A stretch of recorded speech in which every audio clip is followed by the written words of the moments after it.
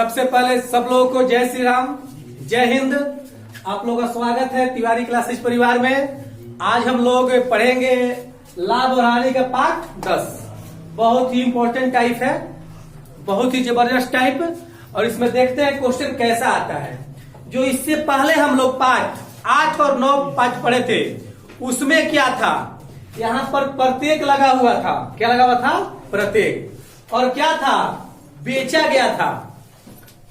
इसके पहले वीडियो में क्या था, एक आदमी ने एक घोड़ा तथा गाड़ी, यहां तक तो ठीक है। यहां पर प्रत्येक लगा हुआ था। देखिएगा पिछला क्वेश्चन, प्रत्येक लगा हुआ था और यहां पर खरीदा नहीं, बेचा था ना जी। पिछले वीडियो में बेचा था। इसमें क्वेश्चन क्या है, चेंज हो गया है। एक घोड़ा तथा एक गाड़ी 40,000 रुपए में खरीदा, यानी कि दोनों मिला के 40,000 में खरीदा है। तो ऐसा मत दिमाग में सोचिएगा कि 20-20 हजार दाम हो गया।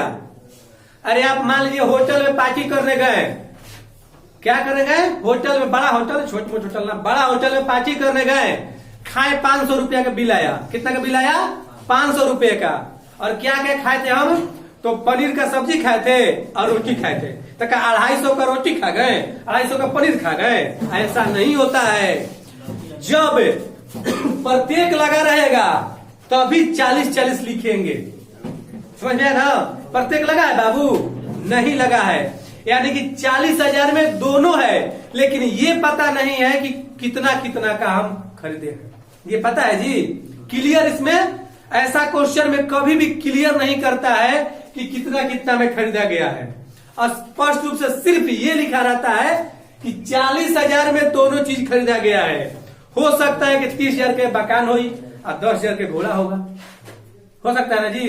भी हो सकता है कि घोड़ा होगा 15,000 का और 25,000 का गाड़ी होगा। कुछ भी हो सकता है। कभी अपने मन से आधा आधा मत बांटिएगा। यानी 40 का आधा 20-20 होता है ना जी। तो यानी कि घोड़ा 20 और गाड़ी 20। अभी पहले ये सब नहीं करना है। इसको बनाने का नियम, कैंचिया नियम, ध्यान रखिए। कैसा नियम? कैंची वाला नियम। देखिए, इसको बोलते हैं एलिगेशन नियम, मिश्रण नियम। कौन नियम? मिश्रण। देखेंगे क्या क्या लिखा हुआ है। क्या लिखा है बाबू?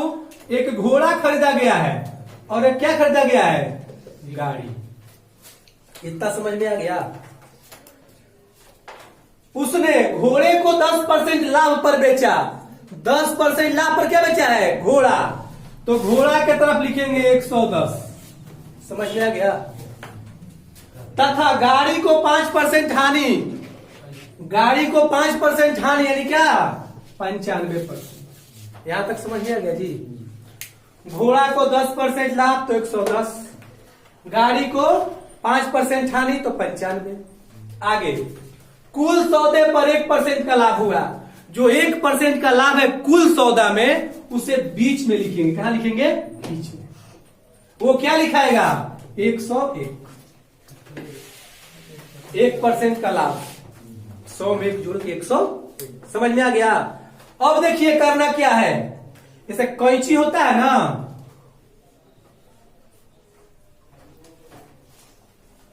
कैंची बन गया ऐसे तरह कैंची जी। ध्यान दीजिएगा, इसमें से इसको घटाएंगे। देखिएगा, इसमें से इसको घटाएंगे, ऐसे घटाएंगे, इसको ऐसे घटाएंगे। समझ जाएगा ना? तिरछा तिरछी क्या करना है? घटाना है। तो 110 में से 101 घटेगा, कितना बचेगा बाबू? 9। समझ में आ रहा है? इसको ऐसे घटाएंगे, 101 में से 95 घटेगा बाबू, कितना बचेगा? 6। इतना समझ में आ गया? ये जब भी निकलता है तो अनुपात में निकलता है। कैसे होता है? अनुपात में। इतना समझ में आया बाबू? ऐसे घटाएंगे तो 6, ऐसे घटाएंगे तो 9। समझ में आ रहा है? अनुपात को हमेशा कटाकर लिखा जाता है। अनुपात का नियम है कि जब तक कटेगा तब तक कटाएंगे। तो देखिए, दोनों 3 से कट रहा है। 3 दूना और तितरी का। इतना समझ में आ गया? समझ में आ गया जी? यानी कि घोड़ा का क्रय मूल्य कितना हो गया? 2। और गाड़ी का क्रय मूल्य कितना हो गया? 3। समझ में आ गया? अब आपका क्वेश्चन समझ लिए तो बन गया। क्या हो गया? क्वेश्चन बन गया। दोनों को मिलाकर कितना में खरीदा गया था? 40,000 रुपया में। कितना में? 40,000 रुपया में। यानी कि 3 2, दोनों को मिलाकर 3 2 5, अनुपात 5 बराबर 40,000। समझ में आया? 3 2 5, अनुपात 5 बराबर 40,000। 5 8 40, यानी कि 1 रुपया में कै नेम चूस? 8,000 आ गया ना। यानी कि 1 का मान कितना आया? 8,000। क्वेश्चन बन गया, तैयार है बन के। अब खाली आंसर मारना है। पहला क्वेश्चन क्या पूछा है? घोड़े का क्रय मूल्य। क्या पूछा है? घोड़ा का सीपी, यही पूछा है ना जी। घोड़ा का दाम निकालना है, घोड़ा का सीपी निकालना है ना जी। तो घोड़ा का मान कितना है? 2, तो 2 गुना 8,000 कितना होता है? 16,000 रुपया आंसर। समझ में आ रहा है? दूसरा क्या पूछा है? गाड़ी का सीपी पूछा है, तो गाड़ी का मान कितना आया है? 3, यानी कि 3 गुना 8,000 अचरी का 24,000 आंसर। समझ में आ गया? नहीं आया होगा तो फिर से देखिए, एक बार फिर समझा देते हैं। पहले क्या करेंगे? घोड़ा लिखेंगे, गाड़ी लिखेंगे। घोड़ा को बेचा है 10% लाभ पर तो 110 लिख लिए। गाड़ी को बेचा है 5% हानि पर तो 95 लिख लिए। कुल सौदे में 1% का लाभ हुआ है, बीच में 101 लिख लिए। तिरछा तिरछी घटा देंगे। 110 में से 101 घटेगा, 9 बचेगा। 101 में से 95 घटेगा, 6 बचेगा। दोनों को कटा देंगे, क्योंकि अनुपात को कटा कर लिखा जाता है। 3 दूना 6, तितरी का 9, यानी कि घोड़ा का सीपी कितना आ गया? 2, गाड़ी कितना आ गया? 3, दोनों मिला के कितना है? 5, 5 बराबर दिया है मान 40,000। 5 8 40। क्वेश्चन बन के तैयार है आपका।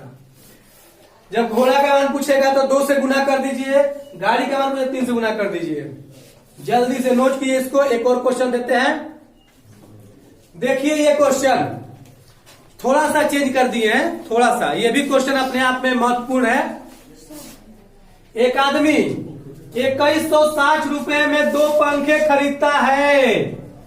कितना में? 2160 रुपए में 2 पंखे खरीदता है। अब ये गारंटी नहीं है कि कितना कितना का प्रत्येक पंखा खरीदा होगा।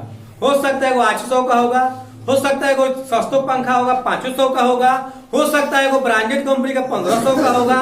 पता नहीं है कितना कितना का है। कभी भी आप लोग आधा आधा मत कीजिएगा, इतना ध्यान दीजिएगा। अब लिखना करना क्या है? पहला पंखा, इधर क्या लिखेंगे? दूसरा पंखा। अब जो दिया है प्रश्न में उसको देखेंगे। एक पर उसे 15% का लाभ हुआ तो कितना लिखेंगे? 115। समझ में आ गया? दूसरे पर उसे 9% हानि हुई तो कितना लिखेंगे? 91। समझ में आ गया? यदि उसे पूरे सौदे में न लाभ हुआ न हानि हुआ, देखिए ध्यान देखिए, यदि उसे पूरे सौदे में, पिछला क्वेश्चन में दिया था 1% लाभ, दे देगा परसेंट में तो उतना पढ़ा घटा के 100 से लिखेंगे। मान लीजिए दे दे 1% लाभ तो 101 लिख देते हैं। 1% हानि तो 99 लिख देते हैं। लेकिन यहां पर दिया क्या है?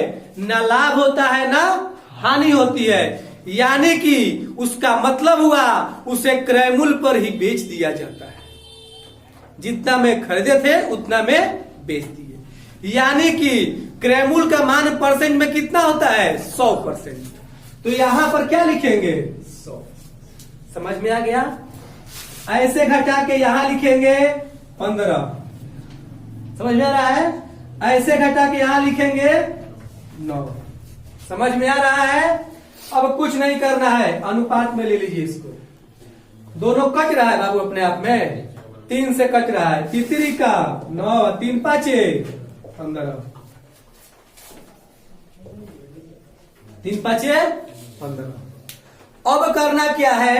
अब तो कटेगा नहीं, दोनों को मिलाकर कितना में खरीदा गया था? 2160 रुपया में।